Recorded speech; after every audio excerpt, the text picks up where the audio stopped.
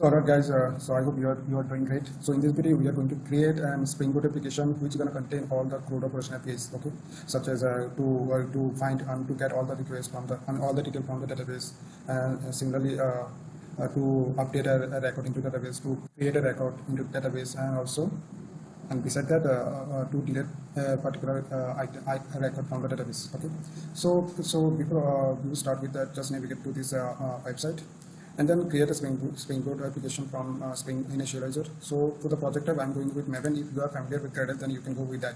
And the language that which I'm going to choose, obviously Java. And Spring version, I'm using this default version. And project type, project name, I'm going to name it, define it as JSchool. You can define it as your own, as your requirement. And then the application name is going to be, let's say, since it is a CRUD application, so I will define the code. And the Java version I'm going to use is 17. And then we're going to need some dependency to run the application. First, I'm going to use add Spring OF. After that, let's say JPA. So if I talk about JPA actually allows us to access some inbuilt function which help us to write from I mean not to write harder code into the database, to interact with the database. Okay. After that, let's add the MySQL. So for the database, I'm going to use MySQL. So that's why I have added MySQL driver, which will help us to kind of make a connection and set up a connection with the database. After that, what I'm going to do, let's add Lombok. So Lombok actually allows us to write the we don't have to write the boilerplate code. So it provides some annotation. With that, we don't have to create a constructor or get a setter method, and some other functionality too. Okay, and one more that I'm going to add, that tool. So that tool help us to, whenever we made any changes to our application, we don't have to restart again and again our application. So that tool will rectify those changes and automatically will restart the application. Okay, so let's generate on this one, and I'm going to input this one to my IntelliJ. So if you have any other ID, you can go with that.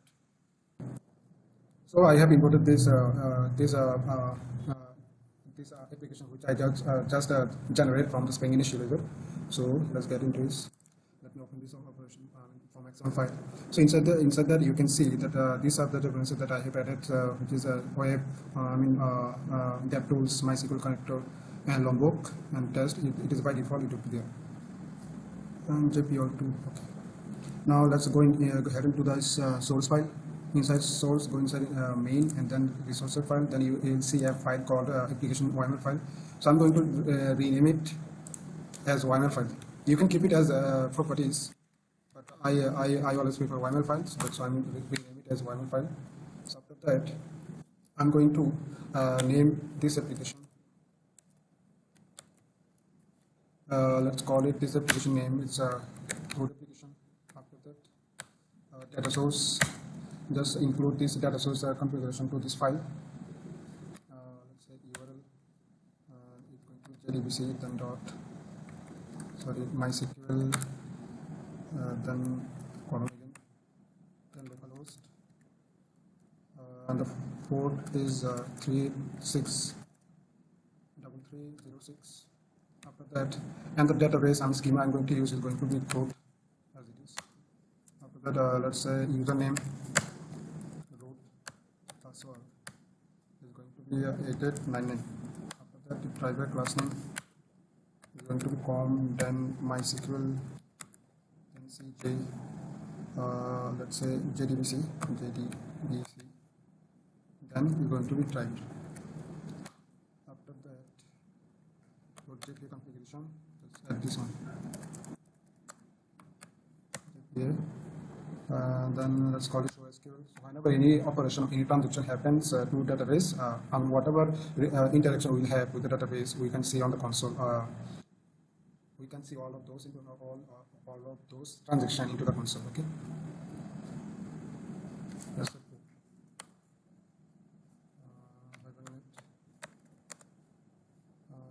Comment. So I'm going to keep it as update, so we don't have to manually, so whenever we made any changes to the table, to the entity table, we don't have to manually do that. Spring Boot will take care of that. Okay. So this DDL function also provide an option to auto create and delete. So whenever you run up the application, that time it's going to use Spring Boot application will tell the MySQL and will fire a task to the will fire a query to the database to delete all the detail, all the tables that whichever you have created. Okay, on initialization. Okay, after that I'm going to provide what? Let's say properties. Then hibernate again. For dialog, I'm going to use dialog org dot hibernate. Then dialog MySQL SQL 8 dialog. Okay, this automation is enough, I guess. So after that, just head into the main class, into the Java class, and in this directory, then create an entity. So for entity, I'm going to create an entity package here. After that, let's call it base. So I'm going to create a class which is named base entity. I'll tell you why I'm creating this one. So it's going to be an abstract class. Okay. After that, just implement serializable.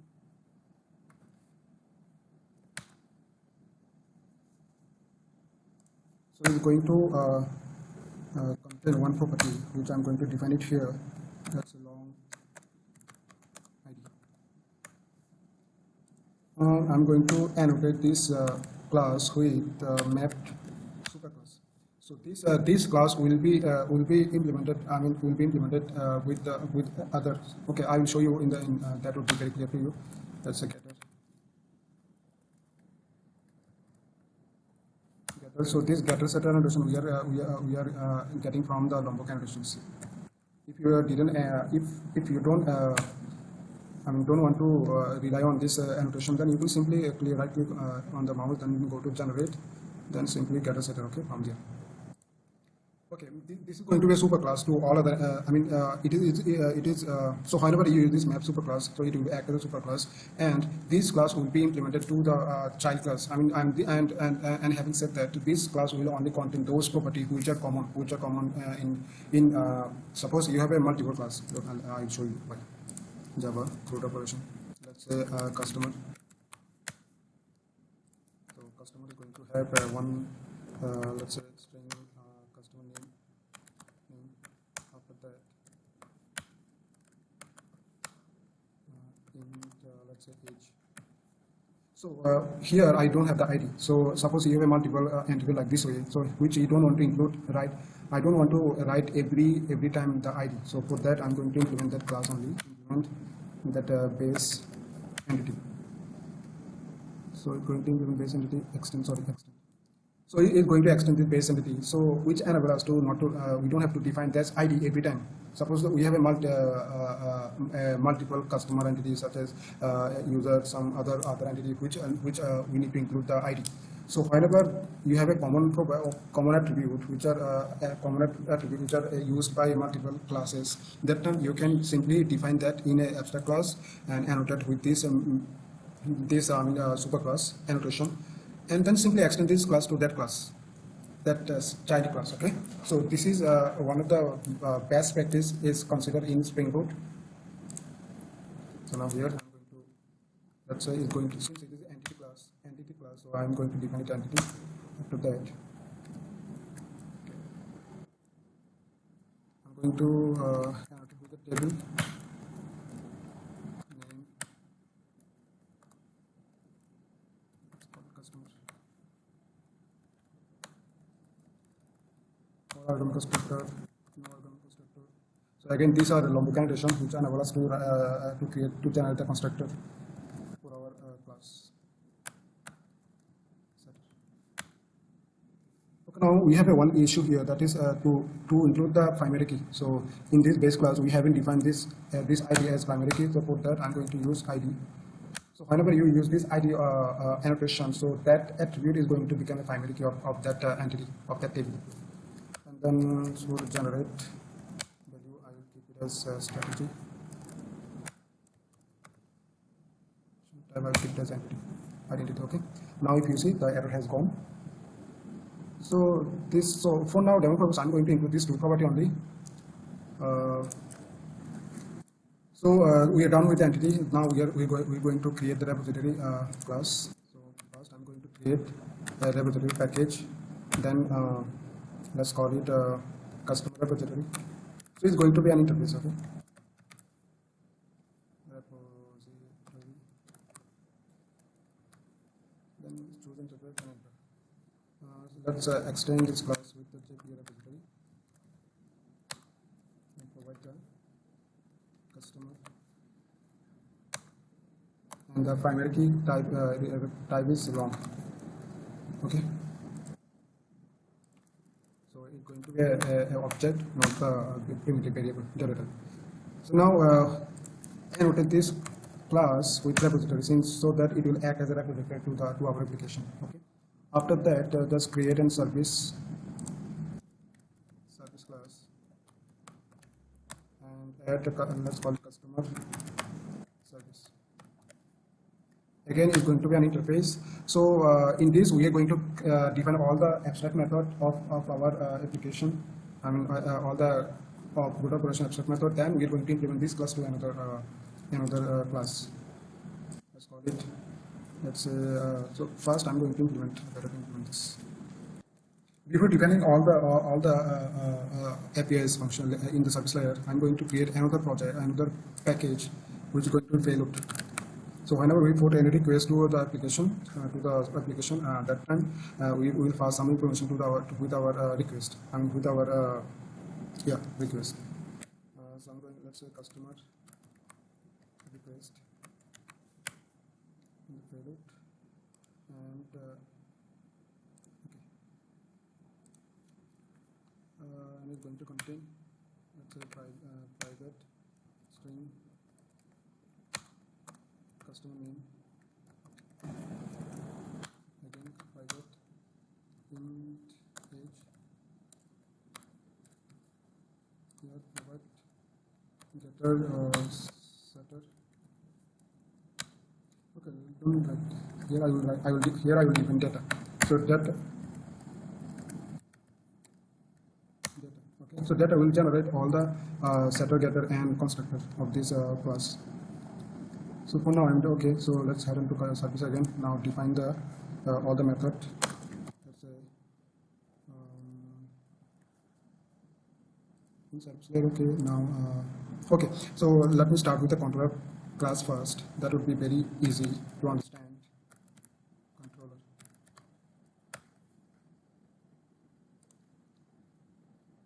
Let me customer controller. Customer.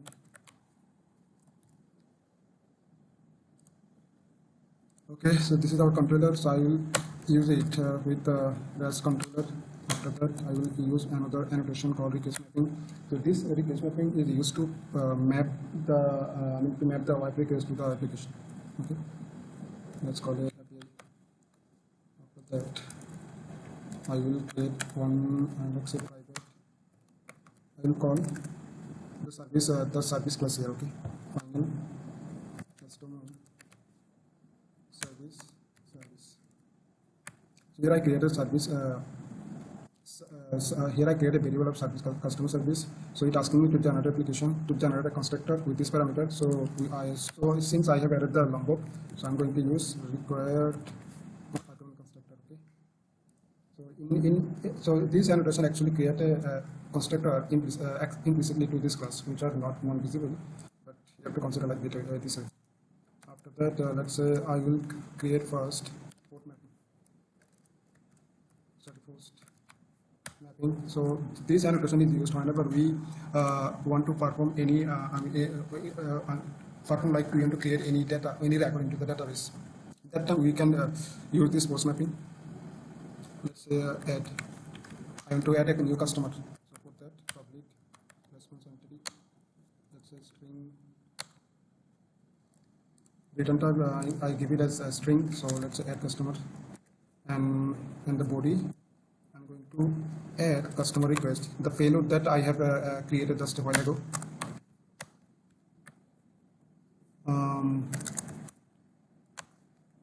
Then I will put that into a try and catch exception. Catch. Let's say print back trace. Okay. So here I just recall the service here. Service will take care all of this. Customer.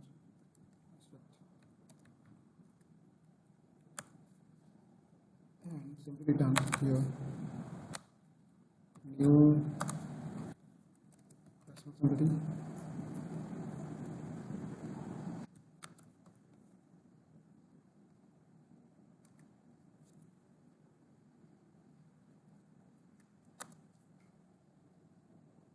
Oh, I have wrongly defined here REST controller. It should be response entity.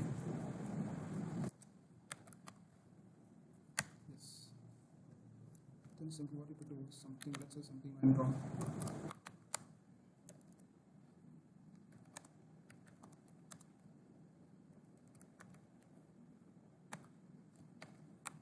Then we are passing if there is anything error. Pass internal server error. Okay. So you have an error here which telling us that we don't have any such request and any such method into our customer service. So just click on it. We're going to create automatically. Okay. Now again go back to customer again.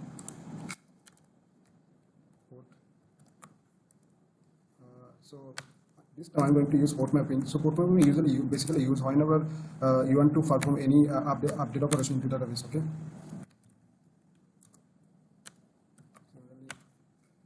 Similar, just copy and paste here and simply string operation. So I'm going to update, just name the update customers.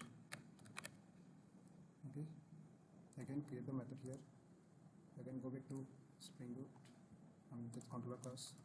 Now I'm going to use get mapping. So get mapping basically used whenever you want to read all the data from the database, all the data which are available into your database. So that time you should use this get mapping. It is basically used. Let's say all get all, then public. So this time also I'm going to copy paste. This time is going to be a different something. The return type would be list of data. Okay. List of customers, then get all customers,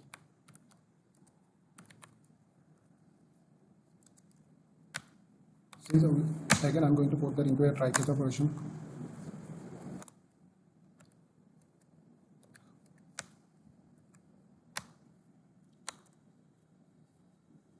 This is going to return new response entity, so it's going to be new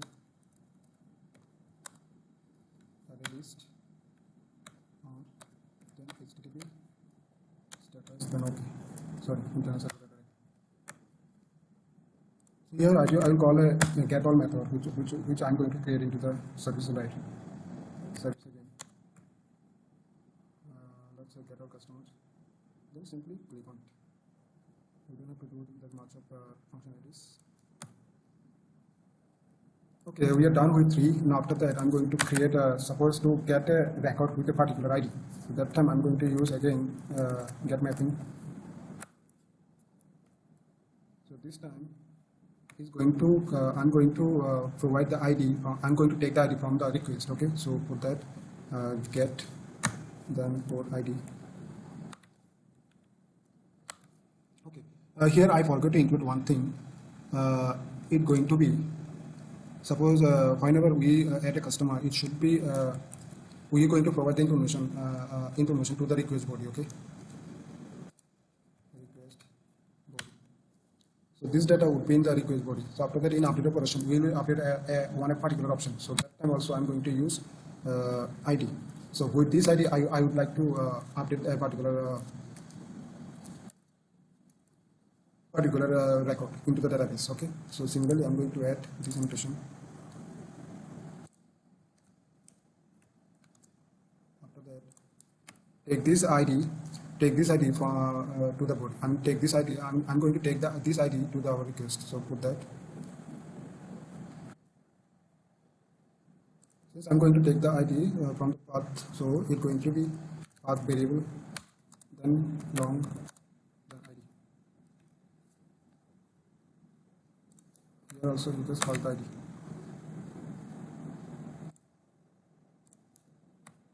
Just made a small correction here. Long ID. Yes. Now let's move into this one. So public. Let's say let's simply.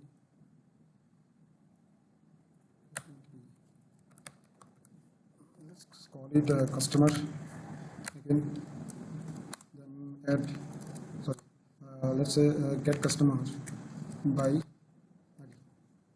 Then simply take the ID value from the path. So since since I'm taking the variable ID, value of the ID from the path variable, so I'm going to define it with path variable, and it's going to be a long type of ID. Then simply what I'm going to do, I'm going to put that into the try catch.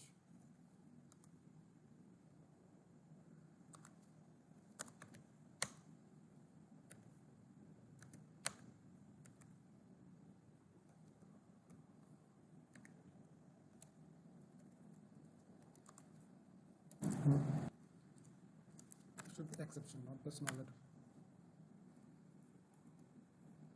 Then provide simply print step trace. Return new responsibility. Here I'm passing new customer. Then HTTP status internal server. Let's call the method return ID service. Get the customer. So get customer by ID with ID. Again, just hover on it and click on this one. And the last will be delete methods. For delete method, I'm going to use delete method. Something simply. So I'm going to delete a record with a particular ID. So for that, name the path as delete and then provide the ID. So don't forget, whenever you define this path, don't forget to put that into a curly bracket packet. Okay. Otherwise, it won't work. Personality, then string, let's say dealer ID, dealer customer by ID. The ID will be taken from path variable. So I'm going to use path variable then long. And simply return service. This time I'm not going to put it in the try catch block. You can go with if you want to put that this method into try catch block, then you can go with that. So now I'm going to do customer by ID. Should be chemicals. Okay.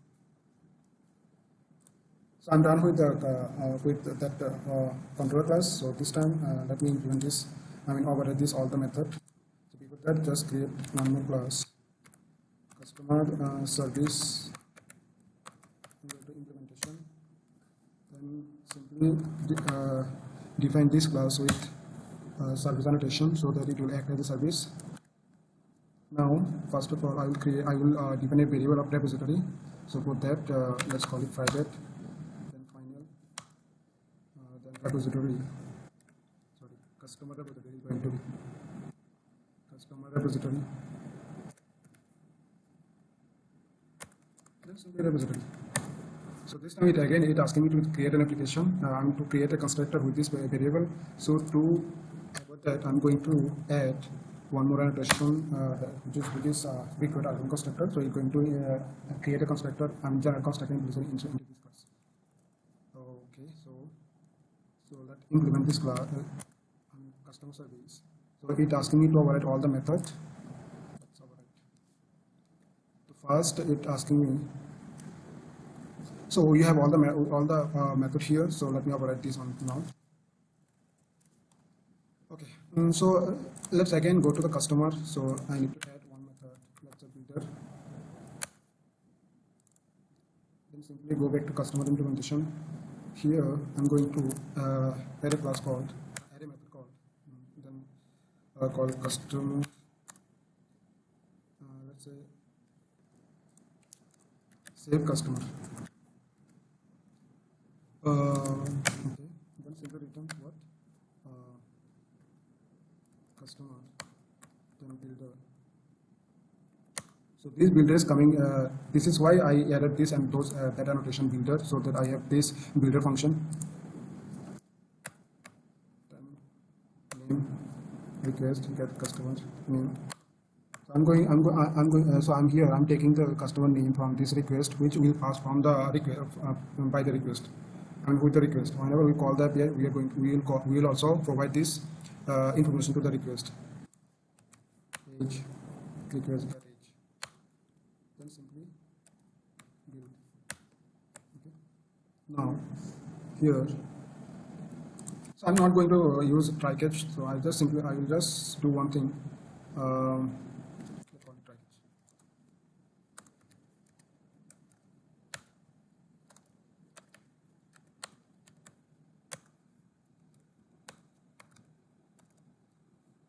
Simply I will go into the control plus. Let's copy this one and subscribe again. Here I will simply call the repository. Then save customer request. Okay. The builder will build the request, and then I'm passing this this build option and then method to the save method. The save method will save all the information to the database. Similarly, I'm going to do with try. Then I forgot to return one thing. I want to return method here return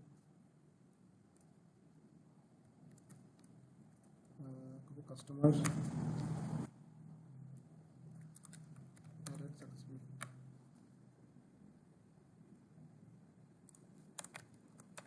Has been successfully. Sorry, it should be response entity type. So for that, let's say response entity, then create it.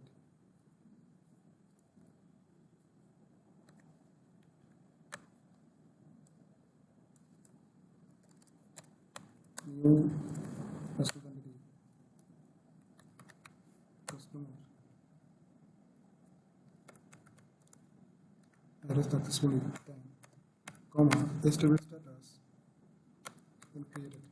Since we are performing creation operation, so I'm passing stable status as created. Okay, similarly do the same thing with try.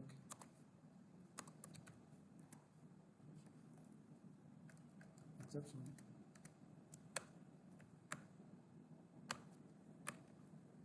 Just copy out this one.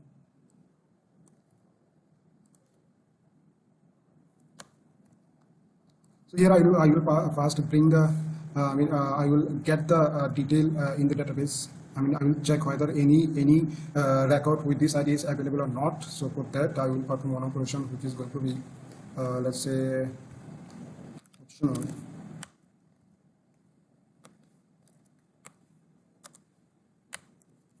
Customer and customer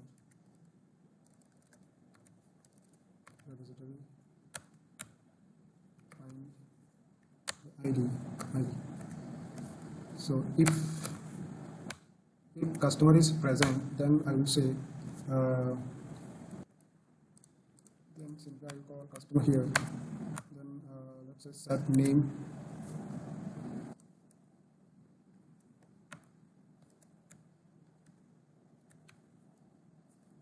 Okay, something. Okay, got it.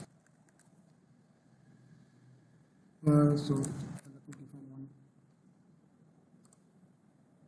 Remove this one as customer. Find it. Then find first.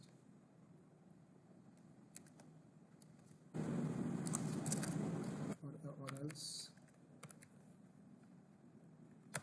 none. Okay. If customer equal to null, then I will simply return one thing.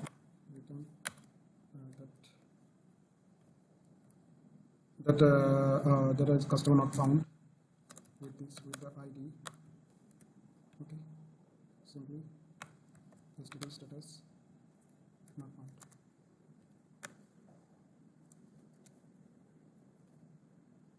Or else we can do customer then set name from the request, get customer name. Similarly for customer set age,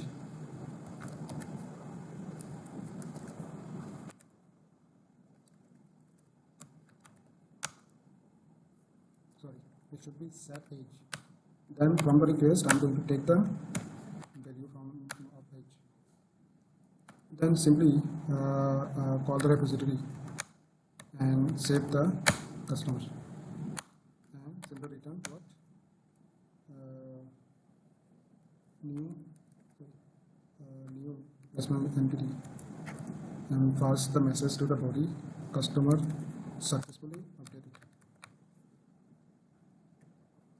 and HTTP status will be, let's say, accepted for now. So I'm done with the update operation now. Let's move on to this one, get all method, all customer. This is pretty similar.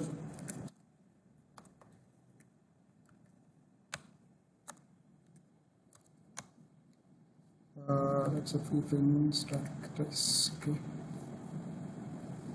Let me go back to the controller again. Just come down here and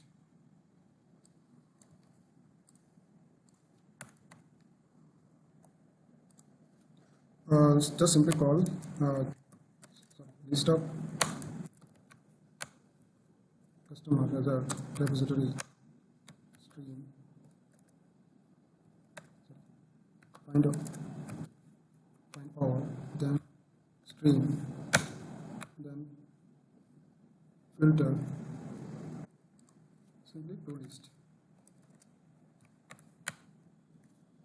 So one of the benefit of using stream is that so whenever 10 data is available, then it will return, it will process 10 data first to the user. Okay, so we don't have to. Suppose when you make for this request to get all the details, so 10 by 10 will come. It's like it has no pressure. Since your query has find 10 data will come. I mean, it will put the stream, then stream will provide this data to the user. Okay. Then I'm going to return this one. Return this customer to result. Okay. It will be more benefit if I forward like this response entity. Okay. Then result. So this is it, and after that I'm going to find an application. Again here I'm going to use string catch exception then e stack. Let's copy this one here, then paste over there. I'm going to use new custom. So here I will first find the detail. Customer repository, find by ID, or else throw null. If customer is equal to null, then I will simply say repository return, it should be return new response entity, pass the message here. Customer not found with this ID.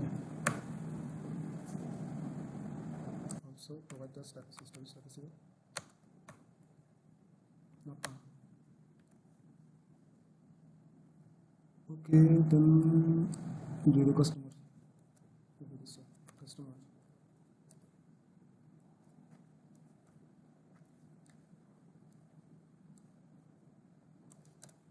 No customer. Okay. Or else simply I'm going to return what? Return new entity, then customer. Okay.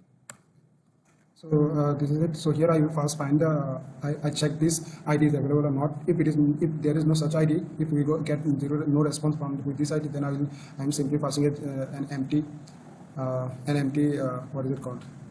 empty list of empty list of customer, and in the second, or else I'm simply passing the returning the customer the response which I get from those that ID to the user. Okay, so I'm done with this. So simply now go will so this is very easy. So just call return repository, then delete by ID. So since the return type is string, I'm going to use return new. So here I will pass differently. Let's say HTTP header new HTTP header. So this time I'm passing this message to the header. Let's say header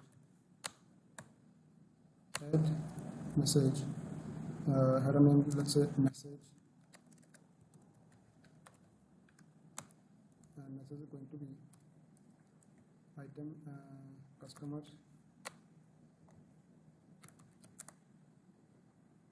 with ID deleted. Then simply what I'm going to do return response entity. Okay. Let's say no content and headers. I'll pass header.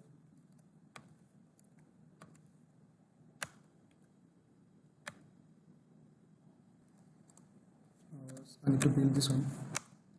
That's it. So this is all about the application. We are done with all the code writing. Now let me run this application and check with the Postman whether it's working fine or not. I hope I'm expecting there is no error. Let's see whether I have any error or not. So it started running up. So meanwhile let me open the Postman.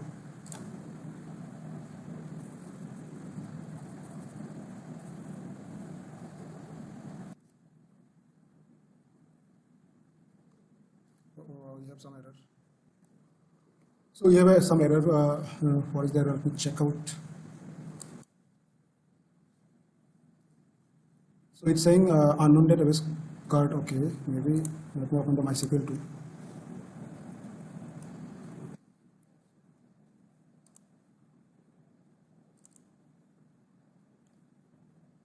Okay, it is CRUD, not CRUD. Okay, so let me change it here in the YAML file. And rerun the application.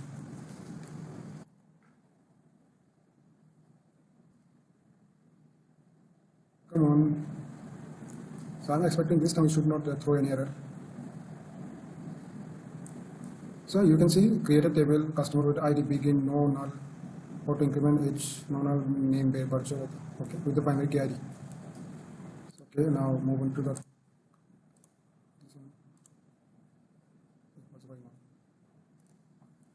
So I'm in the Postman. So let me check. So my this application is running on 8084. Okay, so I'm going to create, let's say, HTTP 8080, then API, then add. Let me check one by one. In body, I will use raw JSON customer name. Let's say JSchool age 25. If I hit this one, what response I get? The customer added successfully. Okay. So similarly, I will update this one. Let me check into the refresh. Okay. So this is the table. So you can see there is one record that is the age name. Let me let's say around the customer name. This time I'm going to use port mapping. Since I'm going to update the record, let's update with ID 1 and it's going to be run. If I hit this one, customer successfully updated. Now refresh. This could become run. So similarly, I want to read the data. Get all If I call the get all function, then I have the list of I mean, since there is one record, so I have one record here. Similarly, if I say the last one, so we have this here. Okay. Let me redirect to the controller, then controller with the get ID. So I'm to find get one. If I call this one, so it will return me the record which ID is one. Okay. So ID. So it is not the list, it's just a customer. And for delete operation, just choose the delete type of method. Then simply delete and pass that one.